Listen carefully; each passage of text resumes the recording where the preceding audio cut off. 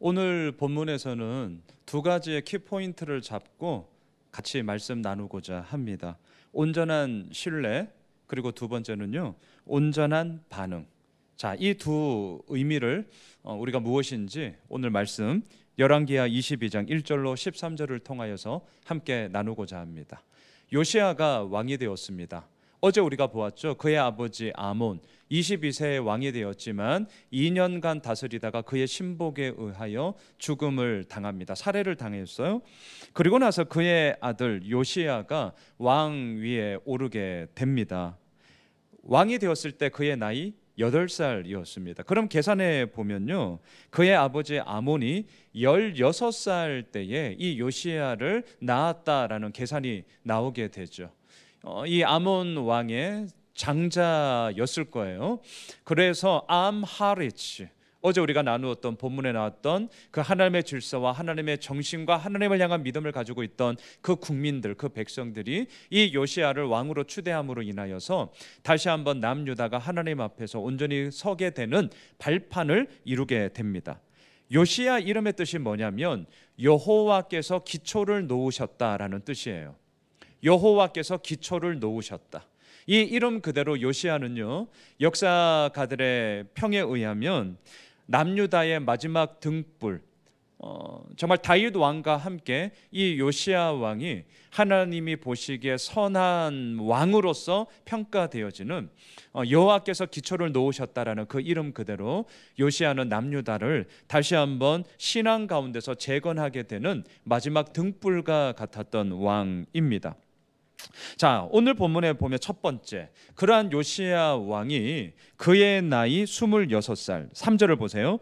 요시야 왕 18째 해에 그의 나이 26살이 되었을 때에 성전 보수 공사를 지시하게 됩니다. 자, 우리가 그동안 계속 보았지만 그의 할아버지 므낫세, 그의 아버지 아몬 누구였습니까? 하나님을 떠나 하나님이 보시기에 완전히 악한 온갖 우상 숭배를 다 하였던 왕들이었죠. 그러니 어찌 예루살렘 성전을 관리하고 예루살렘 성전에 대한 소중함을 가지고 있었겠어요? 완전히 그냥 무시해 버렸습니다. 성전이 뭐 어떻게 되든 말든 아무 상관이 없어요. 오히려 그 성전 가운데 우상을 가지고 왔던 왕들이었죠. 그러한 모습들을 보면서 요시야는 그의 나이 26살, 왕이 되어서 18째 해가 되었을 때에 명령을 내립니다. 예루살렘 성전을 보수하자, 수리하자. 그러면서요, 4절부터 오늘 본문 6절까지를 쭉 보시면 한마디로 뭘 얘기하냐면 성전 수리를 하는 데 있어서 재정이 투입되는 것 아닙니까? 근데 그 재정 부분에 있어서 그 일을 맡은 자들을 온전히 신뢰하고 그것에 대해서 전적으로 우리가 다 맡기자라는 온전한 신뢰의 이야기가 먼저 나오고 있습니다. 성전 수리는요, 요시야 왕이 소위 국책 사업으로 추진하는 일입니다. 나라의 한 일이에요. 어마어마한 재정이 투입이 되겠죠.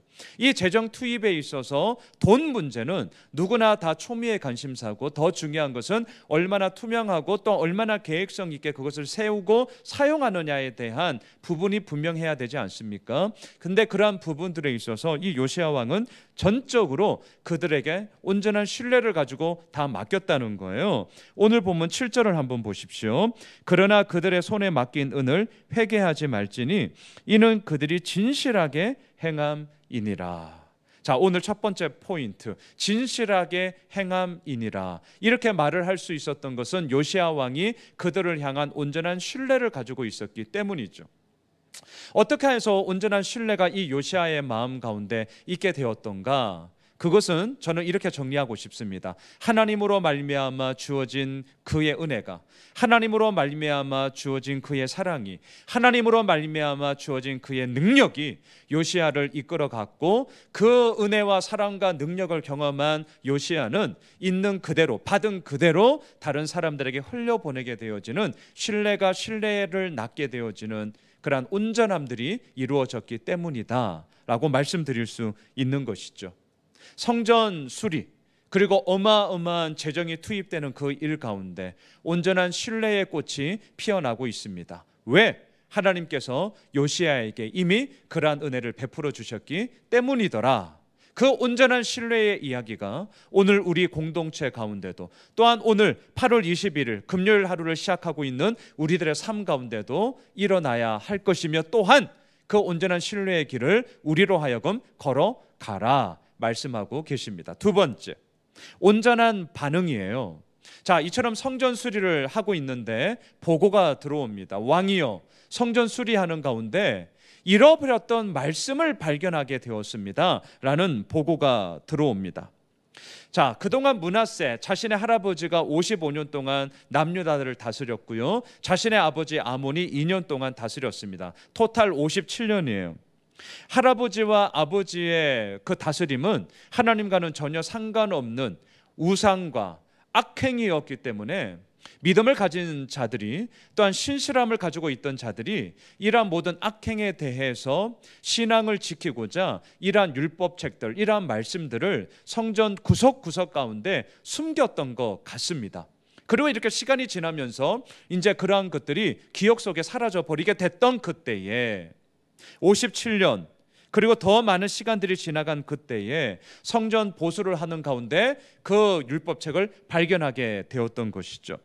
성전 수리 과정 가운데 말씀이 발견되었습니다. 그리고 그 말씀이 발견된 것 가운데 더 중요한 것, 그 말씀 앞에 어떠한 반응이 나타나더냐. 오늘 두 번째 키워드가 온전한 반응인데요, 그게 뭐냐? 11절로 가보십시오.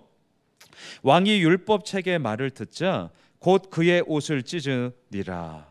자, 말씀에 대한 반응이에요. 그래서 오늘 큐티책 제목에도 요시야의 회개라고 되어져 있는데요, 말씀을 듣고 말씀에 발견했다는 그 말을 듣고 요시야 왕의 첫 번째 반응은 옷을 찢음이었습니다. 무엇입니까? 옷을 찢는다는 것은 마음을 찢는 것이죠.